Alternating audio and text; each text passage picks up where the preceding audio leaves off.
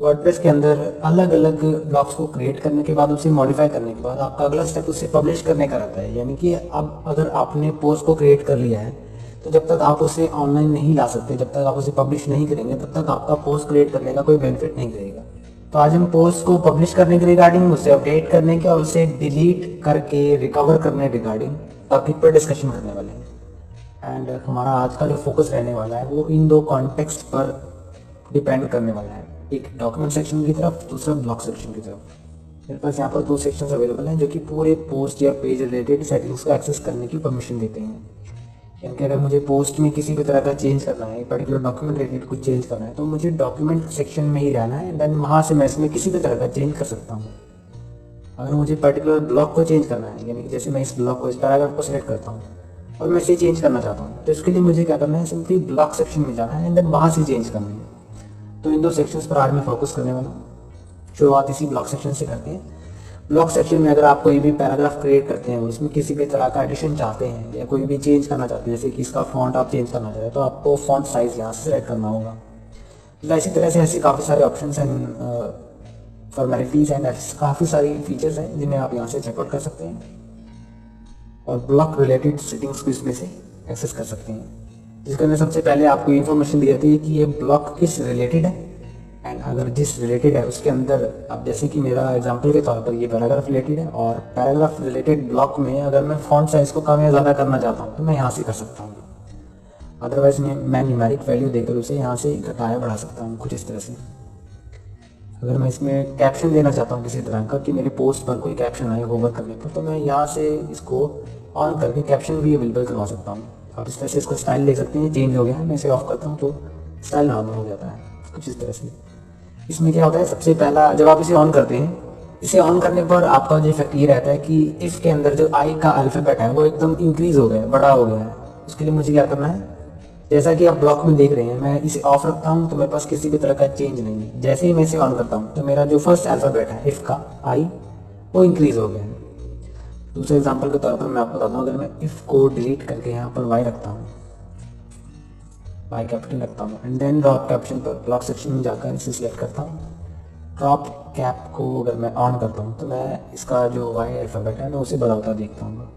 तो designing related कुछ properties हैं जिन्हें आप चेंज करके चेक कर सकते हैं कि कौन सा ऑप्शन क्या वर्क प्रोसेस करता है। इसी तरह कलर रिलेटेड सेटिंग्स कि अगर आप इसमें किसी तरह का कलर फिलअप करना चाहते हैं तो उसे कर सकते हैं।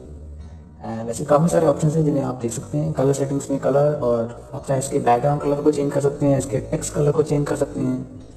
एंड देन मेरे पास एडवांस सेटिंग्स है, एडवांस में मैं CSS यहाँ पर अप्लाई करने वाला हूँ। तो मेरे पास ब्लॉक रिलेटेड ऑप्शन थे। अब हमारा जो मेन कंटेंट फोकस होता है पोस्ट पर होता है। पोस्ट रिलेटेड सभी सेटिंग्स को मैं डॉक्यूमेंट सेक्शन में चेंज कर सकता हूँ। डॉक्यूमेंट सेक्शन वैसे तो डायरेक्टली ब्लॉक से किसी भी तरह की कनेक्टिविटी में नहीं है, यानी कि मुझे अगर मैं डॉक्यूमेंट में कुछ एडिट करना चाहता हूँ तो ये ज़रूरी नहीं है कि मैं ब्लॉक में भी एडिट करूँ। इसमें किसी तरह की डिपेंडेंसी नहीं है। हम इंडिपेंडेंटली डॉक्यूमेंट को भी चेंज कर सकते हैं और इंडिपेंडेंटली ब्लॉक सेक्शन में भी चेंज कर सकते हैं। डॉक्यूमेंट सेक्शन के अंदर मैं एक पोस्ट की स्टेटस, विजिबिलिटी, परमालिंक्स और इन सभी ऑप्शंस को वर्कआउट करके चेंज कर सकता हूँ और अपने अकॉर्डिंगली कस्टमाइज कर सकता हूँ पूरी की पूरी पोस्ट को। मैं इसका ओवरव्यू लेता हूँ। उसमें स्टेटस एंड विजिबिलिटी को हम वीडियो के लास्ट में जस्ट करने वाले हैं ताकि मैं इसे और डिटेल में आपको बताता हूँ। परमालिंक के अंदर हम इस पोस्ट के लिंक्स को चेंज कर सकते हैं कि ये लिंक हमारे पास किस लिंक में, किस आईडी में अवेलेबल है, मैं उसे यहाँ से देख सकता हूँ चेंज करने के लिए। कैटेगरीज, यानी कि पोस्ट को अगर आप कोई कैटेगरी देना चाहते हैं या अनकैटेगराइज में रखना चाहते हैं। बाय डिफॉल्ट आपके पास कोई भी पोस्ट अनकैटेगराइज होती है हमेशा।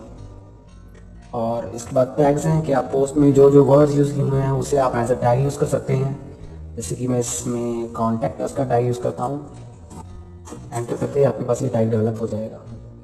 इस तरह से काफ़ी सारे टैग्स को आप इसमें एम्बेड कर सकते हैं। इसके साथ साथ फीचर इमेज की अगर आप इस ब्लॉग में सबसे टॉप पे कोई फीचर इमेज लगाना चाहते हैं तो आप वो लगा सकते हैं। मैं इसको आपको ऐड करके दिखा देता हूँ।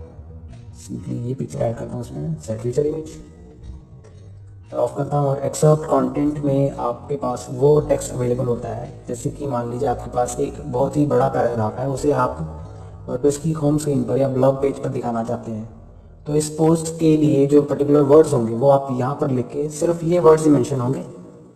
जब पोस्ट का एक ओवरव्यू लेना होगा किसी को भी तो वो सिर्फ ये वर्ड्स पढ़ पाएगा। ये वर्ड्स तभी पढ़ पाएगा जब वो उस पोस्ट पर क्लिक करेगा।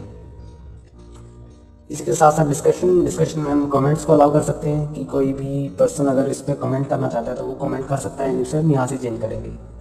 एंड पोस्ट एट्रीब्यूट्स की पोस्ट का जो टेम्पलेट है वो किस तरह का, एलिमेंटर जो कि मैंने इसमें प्लगइन इंस्टॉल किया हुआ है, एलिमेंटर लेकर पोस्ट एट्रीब्यूट्स में हम पोस्ट के टेम्पलेट्स को चेंज कर सकते हैं और लेआउट में हम पोस्ट का लेआउट कैसा होना चाहिए उसे चेंज कर सकते हैं।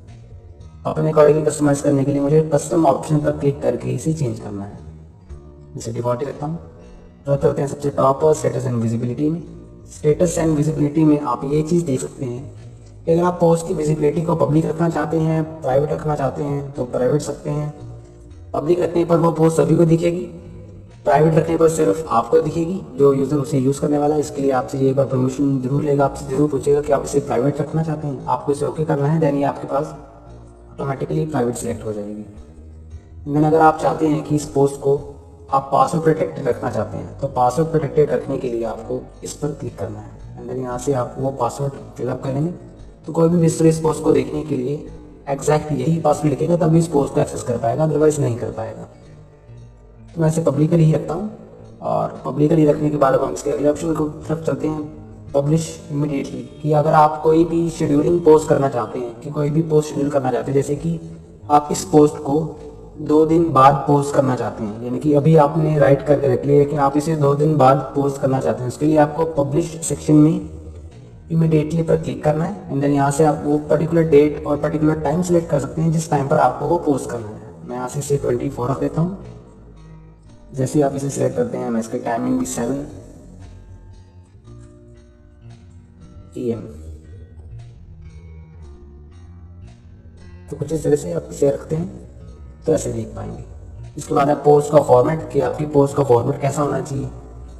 And then stick to top of the block को सबसे टॉप पे अगर देखना चाहते हैं तो स्टिक मार्क को ऑन कर दीजिए।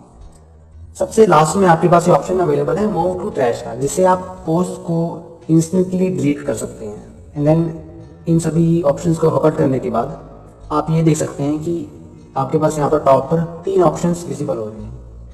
यानी कि आपने इस पोस्ट को पब्लिश करने से पहले अगर ड्राफ्ट करना चाहते हैं, आपने किसी भी तरह का चेंज कर दिया, मान लीजिए किसी भी तरह का आपने चेंज कर दिया और आप उसे ड्राफ्ट में सेव करना चाहते हैं, पब्लिश नहीं करना चाहते, तो उसके लिए आपको इस ऑप्शन पर क्लिक करना है, स्विच टू ड्राफ्ट। तो आप इस पोस्ट को अनपब्लिश कर लेंगे, क्योंकि मैंने इसे अपडेट कर दिया था, पब्लिश कर दिया था। आप इस पोस्ट को अनपब्लिश करके आप इसे एज ए ड्राफ्ट सेव कर देंगे। ड्राफ्ट सेव करने पर आप ऑल पोस्ट में ये देख पाएंगे कि आपकी ये पोस्ट पर एक मार्क अवेलेबल हो जाएगा ड्राफ्ट के नाम से, और जो आपकी पब्लिश्ड पोस्ट होगी वो अनपब्लिश में काउंट हो जाएगी और ड्राफ्ट मार्क इसके सामने विजिबल होना शुरू हो जाएगा।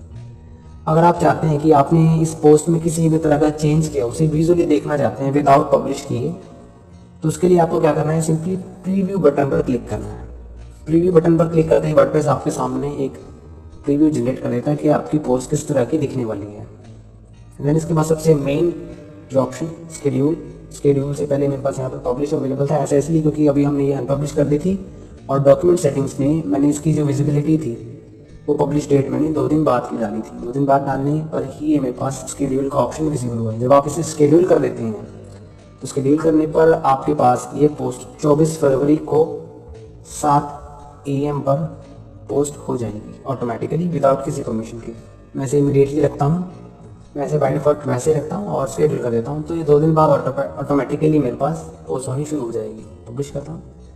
आपके पास एक ऑप्शन यहाँ पर अवेलेबल है पेंडिंग रिव्यू के नाम से। पेंडिंग रिव्यू उस केसेस पर यूज़ किया जाता है, उन सिचुएशंस में किया जाता है जब आपके पास एक से ज़्यादा एडिटर मेंबर्स हों, यानी कि आप एक कंपनी की ओनर हैं और आपके अंदर में कुछ एम्प्लॉयज़ लगे हुए हैं और एम्प्लॉयज़ का काम है पोस्ट को पब्लिश करना। तो पेंडिंग रिव्यू में रख के उनके पास ये अथॉरिटी नहीं रहती कि आप वो इस पोस्ट को पब्लिश कर सकें, इसीलिए हम इसे पेंडिंग रिव्यू में रखते हैं। यानी कि अगर कोई एम्प्लॉय के पास ये अथॉरिटी नहीं है कि वो उसे पोस्ट कर दे तो वो उसे पेंडिंग रिव्यू में रख देता है। तो बाद में आप इस लॉगिन को बाद में आप वर्डप्रेस को एक्सेस करके उस पर्टिकुलर पोस्ट को पब्लिश कर सकते हैं जो कि एक एम्प्लॉय द्वारा क्रिएट की गई थी और पेंडिंग में डाल दी गई थी। सिंपली आप उसे शेड्यूल कर दें या पोस्ट कर दें। तो ये था आपके पास पोस्ट को पब्लिश करने का तरीका, अपडेट करने का तरीका। अब हम देखते हैं कि हम किस तरह से एक पोस्ट को डिलीट कर सकते हैं। डिलीट करने के लिए आप यहाँ पर मूव टू ट्रैश ऑप्शन पर क्लिक कर सकते हैं, अदरवाइज ऑल पोस्ट में जाकर आपको यहाँ पर एक ऑप्शन अवेलेबल है ट्रैश के नाम से। मैं इसे ट्रैश को क्लिक कर देता हूँ। ट्रैश करने पर आपके पास ये एक ऑप्शन यहाँ पर अवेलेबल है, ट्रैश के नाम से अवेलेबल हो जाते हैं, क्योंकि अभी मेरे पास कोई पोस्ट अवेलेबल नहीं थी। ये पोस्ट मैंने जैसे ही क्रिएट की मेरे पास ट्रैश का ऑप्शन विजिबल होना शुरू हो गया। मैं जैसे ही इसे क्लिक करता हूँ तो मेरे पास सभी डिलीटेड पोस्ट कुछ इस तरह से देख पाएंगे। तो जैसे ही मैं इस पर क्लिक करता हूँ तो मेरे पास सभी डिलीटेड पोस्ट स्क्रीन पर मुझे यहाँ पर देख पाएंगे। और अगर आप चाहते हैं कि इस पोस्ट को दोबारा रिस्टोर कीजिए या गलती से आपने कोई पोस्ट डिलीट कर दी, तो आपको ऑल पोस्ट में ट्रैश सेक्शन में जाना है एंड देन यहाँ से उस पोस्ट को रिस्टोर बटन पर क्लिक करना है। रिस्टोर बटन पर क्लिक करते ही आपके पास ऑल सेक्शन में वो पोस्ट दोबारा से विजिबल होनी शुरू हो जाएगी। और इसका प्रीव्यू देखने पर आपको सिंपली प्रीव्यू बटन पर क्लिक करना है और आप इसको प्रीव्यू देख पाएंगे।